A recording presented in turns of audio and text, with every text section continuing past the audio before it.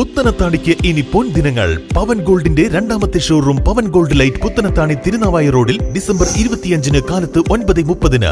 രാഷ്ട്രീയ സാമൂഹിക സാംസ്കാരിക രംഗത്തെ പ്രമുഖരുടെ സാന്നിധ്യത്തിൽ ബഹുമാനപ്പെട്ട പാണക്കാട് സെയ്ദ് ഹമീദ് അലി ശിഹാബ് തങ്ങൾ ഉദ്ഘാടനം നിർവഹിക്കുന്നു. Pavan gold light, star complex, Tirunavaya road, Puthanathani. ഏവർക്കും പവൻ ഗോൾഡ് ലൈറ്റിന്റെ ഹൃദയം നിറഞ്ഞ ക്രിസ്തുമസ് ന്യൂ ഇയർ ആശംസകൾ. നമസ്കാരം. കേരള ന്യൂസ് ഓൺ ടൈമിലേക്ക് സ്വാഗതം.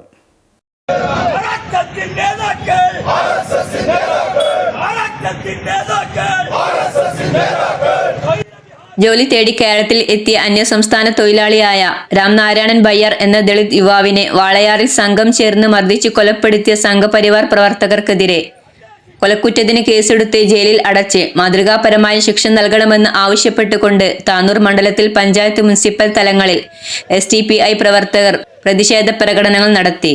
സംഘപരിവാർ ഭീകരർക്ക് ഉത്തരേന്ത്യ പോലെ അഴിഞ്ഞാടാൻ കഴിയുന്ന സംസ്ഥാനമായി കേരളം മാറിയെന്നും വാളയാർ അട്ടപ്പള്ളത്ത് അതിഥി തൊഴിലാളിയെ തല്ലിക്കൊന്ന BJP RSS പ്രവർത്തകർക്കെതിരെ കർശന നടപടി സ്വീകരിക്കണമെന്നും സംഭവത്തിൽ പങ്കാളികളായ മുഴുവൻ പ്രതികളെയും പിടികൂടണമെന്നും SDPI പ്രവർത്തകർ പ്രതിഷേധ പ്രകടനത്തിൽ കേരള സർക്കാരിനോട് ആവശ്യപ്പെട്ടു. തലക്കടത്തൂരിൽ Razak Kallen, Muhammad Shafi, താനാളൂരിൽ KM Siddique, V Shanavas, MT Suhaib, KP Abdurahman, താനൂരിൽ CP Gafoor, Jasmir Babu, PP Mashood, K Jaleel എന്നിവർ നേതൃത്വം നൽകി.